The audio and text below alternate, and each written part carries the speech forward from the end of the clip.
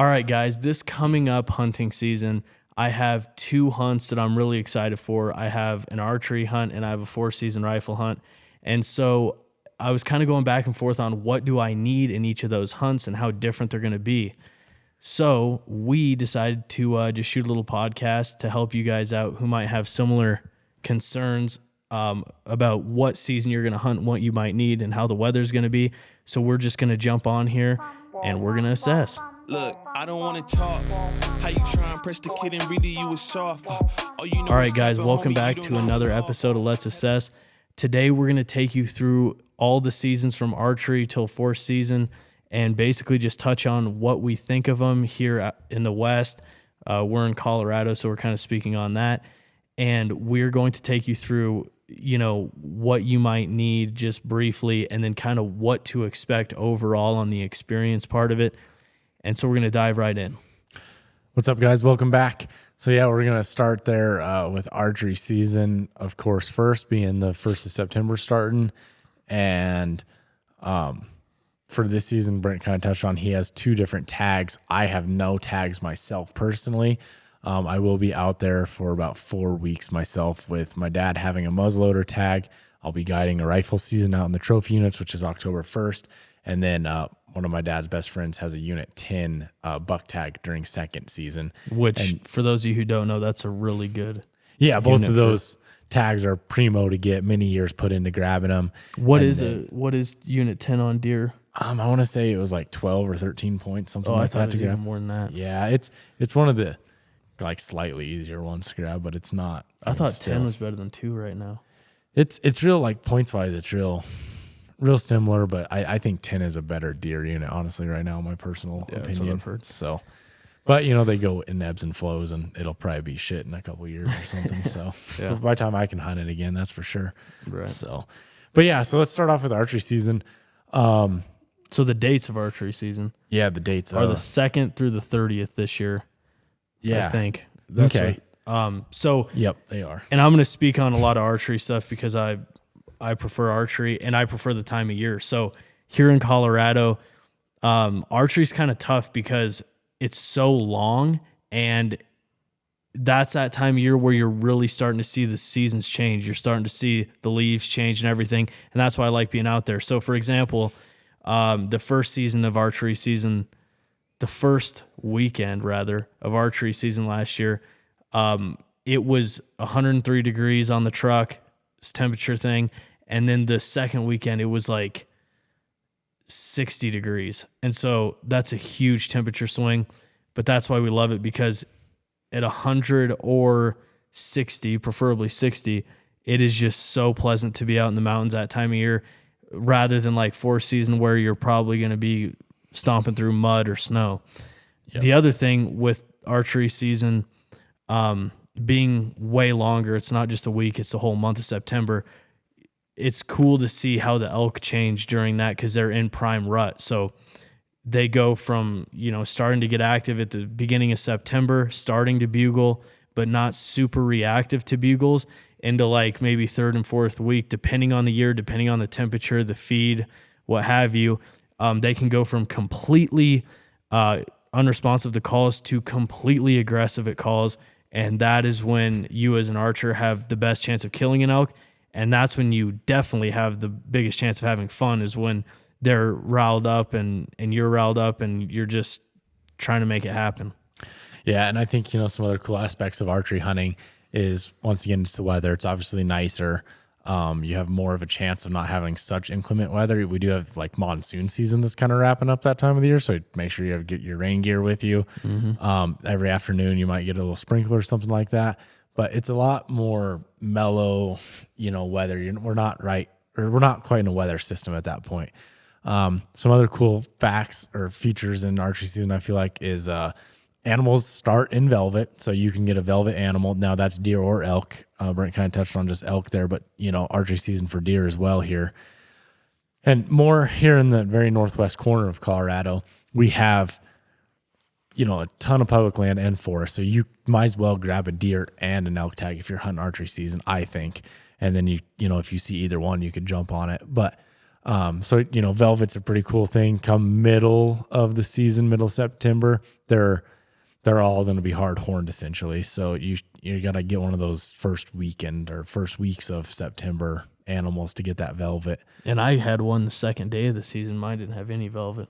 Yeah. Well, and they should start rubbing, I feel like middle of August. So it's that's very first part of September is where you're going to catch one if you are.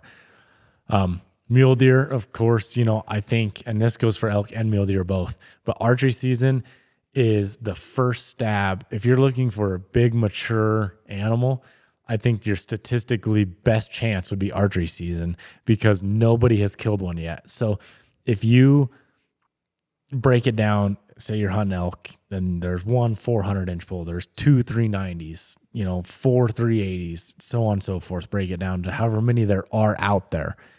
In archery, all of those are still there. So you stand the best chance to killing one of those animals during archery season, in my opinion. Same goes for deer. If there's a 200-inch buck, and then there's two 190s, three 180s, et cetera, break it down. Archery season, you still have that same, you have a lot more opportunity to kill a bigger one, I feel like. So that's why I'm a huge fan of archery season. And then that also kind of bleeds into muzzleloader season, which is the middle of September. So archery is still going on as muzzleloader is going on. The dates for muzzleloader are September 9th to the 17th this year here. And I feel like that's like, I want to say for elk, the rut generally starts around the 15th of September. Like that's when they're supposed to be like coming into the full swing. So with archery, you're hunting pre-rut, muzzleloader, you got pre-rut, and then you have the chance of the rut actually kicking off during muzzleloader. And then I think probably the best time to kill an elk would be the after muzzleloader season until the end of archery season. And that's like the peak of the rut, and they should be going absolutely crazy right then, and you should stand your best chance then. But as you're getting later into that and you're after the muzzleloader hunters, that's when, if you're after one of those bigger animals, they might have already been shot because muzzleloader season has happened then. And that's, with the big, with the big animal thing, the thing about that is I feel like that holds more true to where you are in the trophy units. Yeah. When you have that kind of tighter, more limited type of deal. Yep. I think for normal units, it's not as big of a deal, but I still do agree. The other thing that I would say, when he's talking about that, he's talking about big animals, getting a big elk or a big Mature deer. We're not talking about overall chance of getting anything, because in archery season, you stand the lowest chance statistically with a bow. Yeah, you're everything's against you. You have a stick and a string in your hand, and there's not a ton of odds. You're right. But he's talking about the size of the animal, not the overall chance. He's not talking about that. He's talking about the chance of getting the biggest animal you can. Correct. So, yes. And especially where he is, it's very limited. There's like an abundance of animals. There's this many, big bulls and then smaller and smaller and smaller where, and where I hunt, it's like there's a ton of average. Yep. There's one or two, it still holds true, but it's not as big of a deal. Yep. It doesn't have the weight. Yeah. Sure. So later into archery season, you're going to start to see dew on the ground in the mornings. It's cool in the mornings. It still can be warm in the afternoons. And so it's kind of just a mental mess around when you're talking about what to wear. So the biggest deal in archery season, like all seasons, but especially archery season, is you need to be layering. You need to have gear for snow. You need to have gear for high heat, because in Colorado, as we know, it can snow any month of the year. But we generally have had our first snow by October 1st. That's a must, especially in the high country. So if you're hunting high elevation, it's cooler. I don't archery hunt. We haven't been hunting super high elevation. So then the third, fourth week of archery season, it starts to be peak rut, and that can depend on temperature and food and everything like that, and water.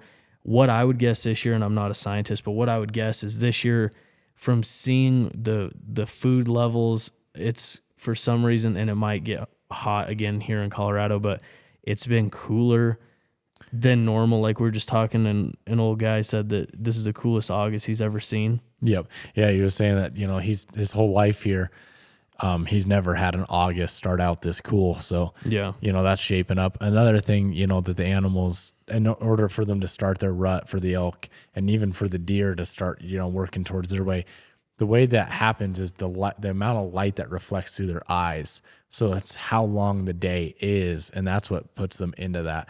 And that's what triggers them to go into that rut. And that's why it's pretty you can guess it, that's how when they are going to come to rut, how we know like around September 15th that's going to happen. But every year it changes and it's different. And we have a different weather system here in northern Colorado. And, it definitely, I'm going to bet we're going to see a lot more pre-rut action earlier than the actual rut coming in. So I think they're going to get fired up early. There were some guys talking about I think light is probably the biggest thing. They're all, what's that called? They're UV. No, they're, I don't know. They react off light a lot. I can't remember the word for it. But anyway, I heard another big thing that's super important is feed and water for them getting ready for rut. If there's not a lot of food, it'll take them later to get into rut. This year, from the time I can remember, or for all the times I can remember, there hasn't been this much feed and this much water and this much, precipitation ever since I've been hunting. I'm talking about. So I would guess that they're probably going to be kicked in a little bit earlier than later. But the other thing for you guys who are just kind of starting out with archery, I can tell you this: the first weekend I've had an elk completely charge at me. He was so wound up. So just because they're not in full rut doesn't mean that nothing's going to happen. It just means that if you can plan a hunt your third and fourth week, or if you have to just come out here for a week, your third and fourth week is probably your best chance. Yeah. And that's your most fun when you're going to hear a lot of bugles. But even I've heard a ton of bugles late August, and I've had bulls be super aggressive in really early September first weekend. So it's really tough to tell, but we're just speaking in generalizations and averages here, basically. Yep. And I think, something else to remember on that is, we always look at it as like, oh, the bull's got to start bugling all that for them to come to the rut. It really doesn't have a thing to do with the males, same with the deer. It has absolutely nothing to do with the male animal. They are 100% ready to go. They're just waiting for a female to come into heat, right? So the way the it's feed like men and all that. Yeah, that's all we can think about is the fact that we're waiting on the bulls to bugle and all that. But it's literally for them to actually get to the rut, they really just need some females to come into heat in order for them to get all excited. But it seems like once they get excited, they end up bugling. Oh yeah. So it's like the chicken absolutely. or the egg. It's it's a Which result of first? it's a result of whatever. Yeah. And one thing with that, you want to hunt the rut, and I'm going to touch on if you're really going after a big animal here, more or less. But same goes for if you don't want one that's broken up, like the antlers. Speaking of, if they went all the way through the rut, they've been fighting every single night and during the day, nonstop with other bulls.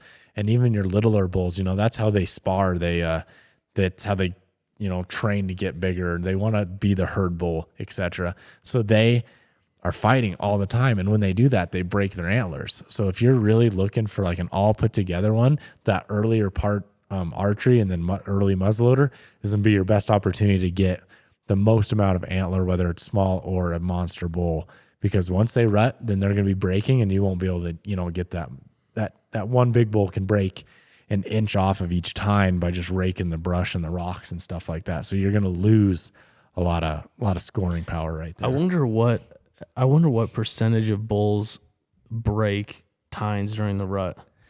I bet it's a huge number that do. You think? Oh yeah. And especially on a year like this where we had amazing feed, they are growing their antlers so insanely fast. And they, what I've seen on years like this prior, 2015, 2016, was they grow so fast that they get little air pockets and bubbles in their antlers. So they're even more brittle because they're growing too fast. So they get, kind of brittle and they break a lot easier. See a lot of main beam breaks on years like this. So yeah, see, I mean, that's a big deal on your side for me. I wouldn't even think about that, to be honest, which you should. And I'm not saying you're wrong. You're 100% right. But I just want to fling an arrow at something. I don't Just care. want to see something out there. Yeah. But anyway, all right. So that's archery season. Archery, and we're gonna tie muzzleloader in with that. I'm gonna say, just be sure to have your rain gear with, have your, big stuff just in case snowstorm does happen, and then be prepared for it to be kind of chilly in the mornings, and then just get hotter than shit throughout the day. Yeah. And you're going to be wearing maybe a t-shirt or something like that and then for the evening hunt. So just be prepared for that. And as soon as the sun goes down, it's going to get chilly again. So that's going to be more your archery muzzleloader, what you need and stuff like that. As far as the next season going, sorry, a mosquito there if you're watching on YouTube. Next season will be first rifle. And that is going to be, let's see. Now, in Colorado here, first rifle and fourth rifle seasons are draw only. So you can't get an over-the-counter tag if that's what you're looking for. So be sure and be aware of that. You cannot come out here during first season or fourth season for that matter. First season is going to be October 14th to the 18th. That is a pretty short window. And I think I'm trying to look here online real fast. That's October. Yes. Yeah. I know it's the very first part of October there that it is, but they changed some seasons for certain units. The very northwest corner here in Craig, where we live, where a lot of people hunt, we had a mega hard winter and it killed a bunch of the population off. So they changed the dates for right here. Shorter. They shortened them up. I think it's 5 days that they shortened them to. I'm just trying to find both dates here. I might not have all the dates on these, but we'll just forget the dates and go to for first season. We're going to talk northwest corner, and it's going to be a 5-day hunt, draw only. So there's certain people that have priority drawn tags for it, and they're going to be out here hunting. For you guys, you're going to have an amazing hunt. You're close to that rut. There's no deer in first season here in Colorado. They start second season. So first season, you got that first stab with the biggest advantage with a rifle for elk. Make the best of it. There should be a lot of good bulls running around. Hopefully they're not too broke up or anything like that. But they're still a lot of the time they're still bugling. They're still bugling. And a lot of people will bring bugles and call them in first season. Yep. Yeah, you should be able to still call first season and get on them, especially if you're hunting in the national forest up high, something like that. You'll definitely still be able to get on them that way. But it's an odd time of the year. The leaves have changed already. They're actually starting to fall. You're going to have a lot of yellow and orange on the ground, and the cool air has taken over at that point, I feel like. So you are going to need some thicker layers with you. It's, you're probably going to be in your long underwear all day, maybe with thinner pants or something like that. You're definitely going to have a coat with. The weather can be super hit or miss that time of the year. Generally, first season's pretty nice, though, I feel like. Yeah. I don't feel like it can still be hot. It can still be hot. I don't feel like days. Like, obviously, it can still snow a bunch then, too. But I don't remember a ton of first seasons where I'm like, wow, it's been a dump. It seems like we get that early storm, and then we have a little nice period, and then it hits again like second and third season. For me, going from archery season to first rifle, the only difference in my gear setup normally is my mid layer is normally like considerably warmer. So I still have like a waterproof shell, and then like a base layer, a thin base layer, and then that mid layer I might bring like a puffy coat instead of like a lightweight, quarter zip hoodie. Yeah, and then I think the biggest change is like you don't take as much off during the day, right? Like it's not, we don't get that scorching hot like 90, 100 degrees during the day like we do in that archery. Still can be hot season. Though while you're moving. It can still definitely warm up, be real fast like that. So and then first season's kind of a boring one, I feel like, here in Colorado. It's like the kickoffs, everything, it's just the people that are prepared and ready to come. So moving into second season, that's going to be the first season for deer hunters. So just like elk, I feel like that is your best opportunity, except for archery and muzzleloader, to kill a big deer. If you are a rifle hunter for deer, period, I feel like second season is like your best opportunity. Now, that's statistically for a big one, and then also just for the amount of deer we've been seeing a lot of like CWD kill off, I feel like, in Colorado. And for them to, I guess they kill off a lot of the young bucks, or not the young bucks necessarily. They want to kill the bucks down. So if they're killing the bucks down, then they're wiping them out. So if you really want a big buck or a nice mature buck or even just a decent buck, I feel like your best opportunity is second season for that. Now, they're not rutting at that point. They might be kind of coming into the rut, but they're not rutting yet. Third season is where that starts to happen. So you're hunting that pre-rut. You're going to be looking for lone bucks that aren't paired up with does really, but they'll be close. They'll be around the does. They just won't be in with them yet. So that's what you're going to be looking for deer-wise. Elk-wise, I mean, it is over-the-counter, tag, and have your orange on and hold on to your hat, I feel like. You know, I mean, every out-of-stater, every person's here. That's when things are wild. Dude, that's what I hate. That, like, I just hate going out there and there'd be a million people. It's like, awful. If you're not willing to hike and you just want to, like, road hunt, you are screwed. Yeah. I mean, you have a chance, but... dude, I don't want to be where like every ridge you look at there's fluorescent orange. I want to be like where there's nobody, and that's why I like archery season is there's a lot fewer hunters. Yep, and that's why, I mean, if you're listening to this and you're like thinking about coming out next year, prepare and plan on hunting like first season or fourth season. That way it's draw only, it's not overloaded. This year, they limited the tags for second and third season, so you're paying the same price and you are only going to get 5 days to hunt. So, and that's just the northwest corner. The rest of Colorado is completely normal, same as it always is.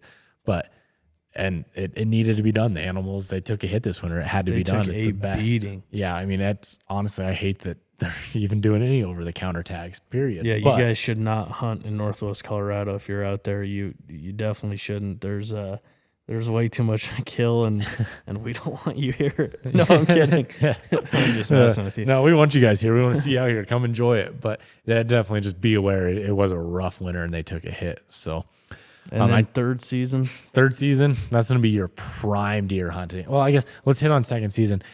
Have your warm gear with you. Like, have your winter clothes with you. I have hunted second season and had it be -20. So, just have all your gear with you, but be prepared. It can be cold and miserable, and it's most likely we're starting to get those winter weather patterns starting that time of the year, because we're talking mid-October, late October now, and actually, yeah, it's probably like mid to late October. Yeah. And in the mornings especially, dude. Mornings are going to be cold. You're going to want your insulated boots, all that. Mm-hmm. It's going to be wet, coldish possibility, and still a cool time of the year, though. Awesome time of the year. I love that time of the year. It's great to be in the mountains that time of the year, anywhere actually. But third season, that's your best time for deer.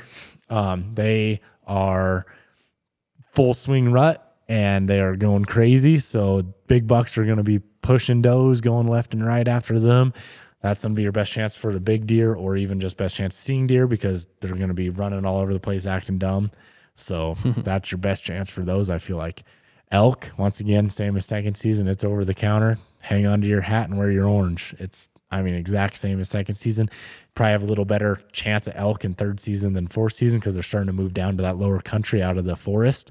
So you're going to see them a little bit more, I feel like. Just the cold weather pushes them down. Well, you said you're going to stand a better chance in third season than fourth season, or third season and fourth season? I think third season for elk is better than second season, because they're starting to move. What do you think about fourth season? I think fourth season is probably your best chance, except for first season, for a bull elk, or a cow elk for that matter too.